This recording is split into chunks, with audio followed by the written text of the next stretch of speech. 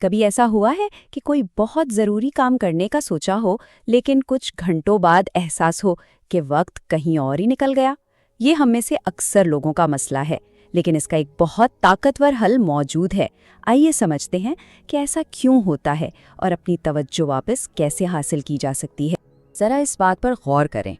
ہم اکثر ٹال مٹول کو اپنی سستی یا ناکامی سمجھ لیتے ہیں، لیکن کیا ہو اگر اصل مسئلہ سستی ہو ہی نہ؟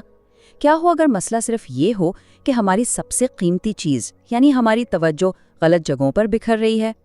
یہ صورتحال بہت جانی پہچانی لگتی ہے نا؟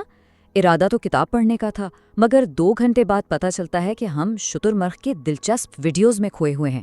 یہ صرف آپ کے یا میرے ساتھ نہیں ہوتا۔ دراصل ہمارا دماغ قدرتی طور پر آسان اور مزیدار چیزوں کی طرف زیادہ جلدی کھنچتا ہے۔ تو سوال یہ ہے کہ ہمارا دماغ ایسا کرتا ہی کیوں ہے؟ اور دلچسپ بات یہ ہے کہ یہ کوئی کمزوری نہیں، بلکہ اس کے پیچھے باقاعدہ سائنس اور ہماری بائیولوجی کا ہاتھ ہے۔ یوں سمجھیں کہ ہمارا دماغ ایک ایسی مشین ہے جو ہر حال میں توانائی بچانا چاہتی ہے۔ اسے ہمیشہ مشکل پتھریلے راستے کے بجائے ایک ہموار پھسلن والی ڈھلوان زیادہ پسند آتی ہے۔ تو اگر ہم اسے ایک واضح اور سیدھا راستہ نہیں دکھائیں گے تو وہ ہمیشہ خلفشار کی رنگین دنیا کی طرف پھسل جائے گا۔ ان میں سے کون سی عادتیں جانی پہچانی لگ رہی ہیں؟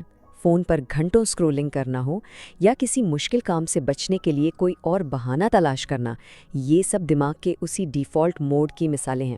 یاد رکھیں، یہ کوئی غلطی نہیں، یہ دماغ کا ایک قدرتی رد عمل ہے۔ تو کیا اس خلفشار کی بیماری کا کوئی علاج ہے؟ جی بالکل ہے، اور اس کا نام ہے فلو۔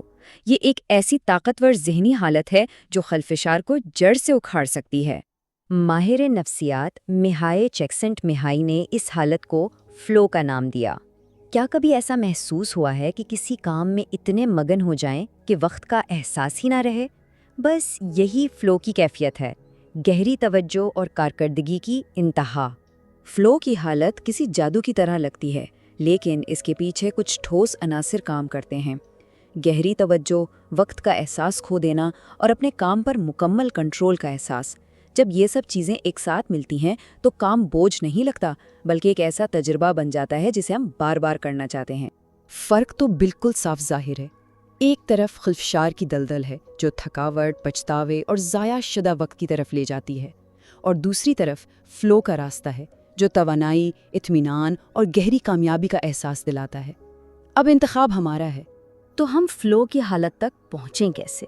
یہاں سے عملی حکمت عملی شروع ہوتی ہے۔ پہلا اور سب سے اہم اصول، موٹیویشن کا انتظار کرنا چھوڑ دیں۔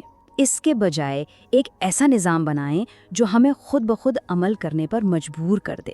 ہر فیصلہ، چاہے وہ کتنا ہی چھوٹا کیوں نہ ہو، ہماری ذہنی بیٹری کا تھوڑا سا حصہ استعمال کرتا ہے۔ جب ہم بار بار یہ سوچتے ہیں کہ اب کیا کروں، تو ہم اصل کام شروع کرنے سے پہلے ہی تھک جاتے ہیں۔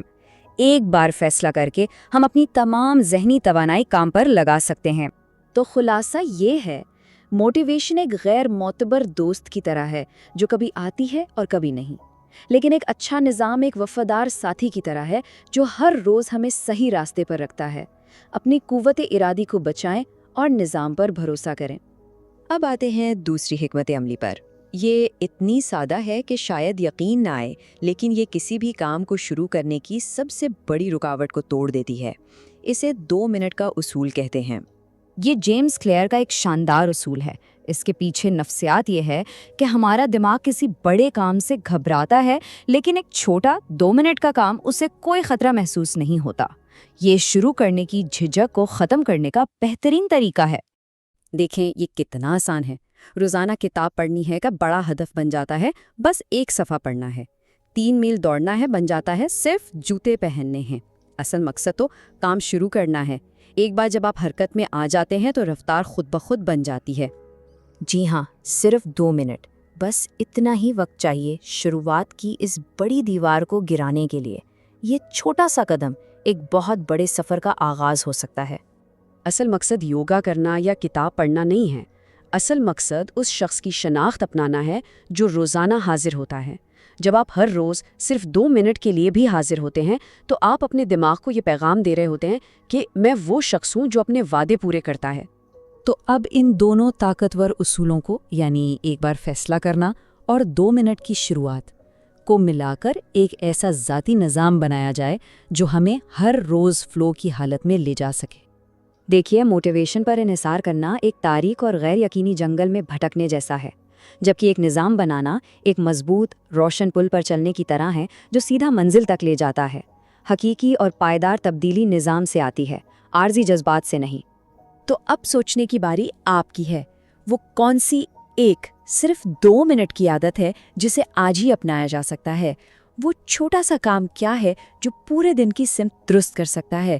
اسے تلاش کریں اور آج ہی سے شروع کریں، کیونکہ اپنی توجہ واپس حاصل کرنے کا سفر کسی بڑے فیصلے سے نہیں بلکہ ایک چھوٹے 2 منٹ کے قدم سے شروع ہوتا ہے۔